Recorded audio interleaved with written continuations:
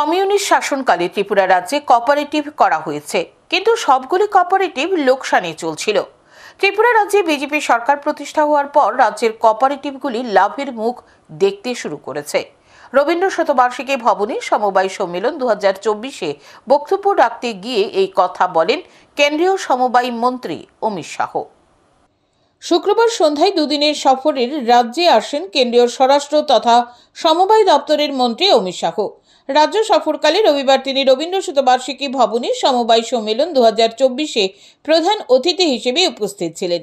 এই দিন প্রথমে প্রদীপ প্রজ্বলন করে সমবায় সম্মেলনের সূচনা করেন কেন্দ্রীয় সমবায় মন্ত্রী অমিত শাহ।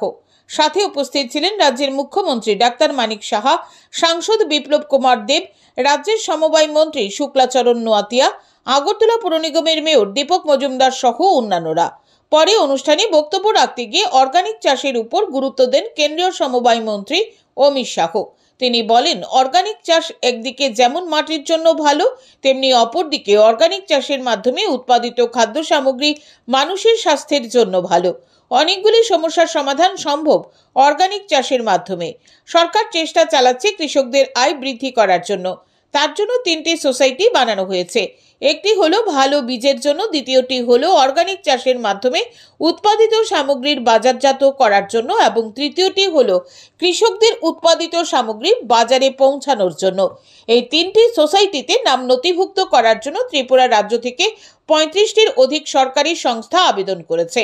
তার মাধ্যমে রাজ্যের কৃষকরা রাষ্ট্রীয় কোঅপারেটিভের সাথে যুক্ত হবে। বর্তমানে ত্রিপুরা রাজ্যে 3138টি পৃথক পৃথক কোঅপারেটিভ রয়েছে। কমিউনিস্ট শাসনকালে ত্রিপুরা রাজ্যে কোঅপারেটিভ করা হয়েছে, কিন্তু সবগুলি কোঅপারেটিভ লোকসানে চলছিল। ত্রিপুরা রাজ্যে বিজেপি সরকার প্রতিষ্ঠা হওয়ার পর রাজ্যের কোঅপারেটিভগুলি লাভের মুখ দেখতে শুরু করেছে। ত্রিপুরা রাজ্যে 2000 মেট্রিক টন ক্ষমতা সম্পন্ন খাদ্য গুদাম নির্মাণের ঘোষণা দেন কেন্দ্রীয় সমবায় মন্ত্রী অমিত শাহ। 3 सोसाइटियां बनाई हैं, एक अच्छे बीज उपलब्ध कराने के लिए, एक ऑर्गेनिक प्रोडक्ट के मार्केटिंग के लिए और तीसरी किसानों के उपज को विश्व के बाजार में पहुंचाने के लिए। मुझे आनंद है कि त्रिपुरा से लगभग तीनों सोसाइटी में 35 से ज्यादा सरकारी संस्थाओं ने मेंबरशिप के लिए आवेदन भेजा है। 2027 সালের মধ্যে ভারতবর্ষের অর্থনীতি বিশ্বের মধ্যে তৃতীয় স্থান দখল করবে বলে দাবি করেন অমিত শাহ। তিনি আরো বলেন, সরকারের লক্ষ্য সকল ভারতবাসীর সমৃদ্ধি করা। সমগ্র দেশে 8 লক্ষের বেশি সরকারি সংস্থা রয়েছে। নাবার্ডের মাধ্যমে মোবাইল গ্রামীণ মার্ট চালু করা হয়েছে। এই দিনের অনুষ্ঠানে 50টি প্রাথমিক সমবায় সমিতিকে মাইক্রো এটিএম বিতরণ করা হবে। উদয়পুরের ছনমন এলাকায় Tripura state cooperative consumer federation লিমিটেডের কর্তৃক নির্মিত নতুন পেট্রোল পাম্পের উদ্বোধন করা হয়। ধলাই জেলার হাদুকুলু বস্তিত ব্রু সেটেলমেন্ট এলাকায় কতা ব্রু বহুমুখী সমবায় সমিতি লিমিটেডের কনজিউমার স্টোরের উদ্বোধন করেন। মোহনপুর মহকুমার কাতলামারার দলদলি লেমসে সার বিক্রয় কেন্দ্রের উদ্বোধন করেন। অরুন্ধতী নগরে ত্রিপুরা রাজ্য সমবায় ইউনিয়নের অন্তর্গত স্মার্ট প্রশিক্ষণ কেন্দ্রের উদ্বোধন করেন। ন্যাশনাল কোঅপারেটিভ কনজিউমার ফেডারেশন লিমিটেডের মিনি ডাল বীজ বিতরণেরও সূচনা করেন। मैं कहकर जाता हूं 2027 में हमारा अर्थतंत्र दुनिया में तीसरे नंबर का बनेगा। इससे आनंद सबको है,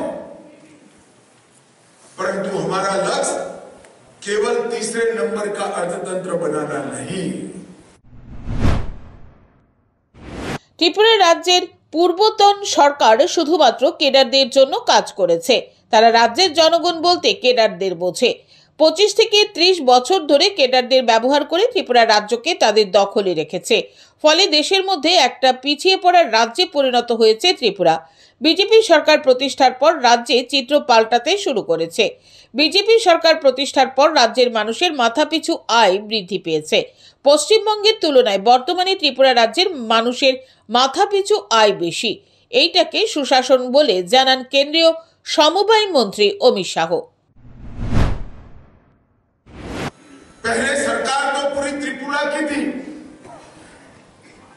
परंतु सरकार काम करती थी कम्युनिस्टों की कैडर की थी।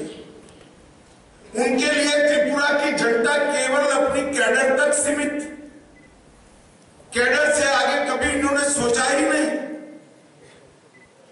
और कैडर के जकड़ में ऐसे त्रिपुरा को 25-30 साल तक 35 साल तक जकड़ कर रखा कि अपना त्रिपुरा एक पिछड़ा हुआ राज्य बन गया। ওয়ান নেশন ওয়ান ভোট নিয়ে যখন সর্বরুম সংসদ ঠিক তখনই 3 দিনের রাজ্য সফরে এসে কেন্দ্রীয় স্বরাষ্ট্রমন্ত্রী অমিত শাহ প্রাক্তন এবং বর্তমানকে পাশে বসিয়ে সমবায় সম্মেলনের মঞ্চ থেকে তবে কি 24-এর বার্তা দিয়ে গেলেন। কোথাও কি তবে ত্রিপুরা রাজ্যের নির্বাচন এগিয়ে যাওয়ার সম্ভাবনা রয়েছে? ক্যামেরায় সুমন ঘোষের সঙ্গে চন্দ্রিমা সরকারের রিপোর্ট, নিউজ টুডে।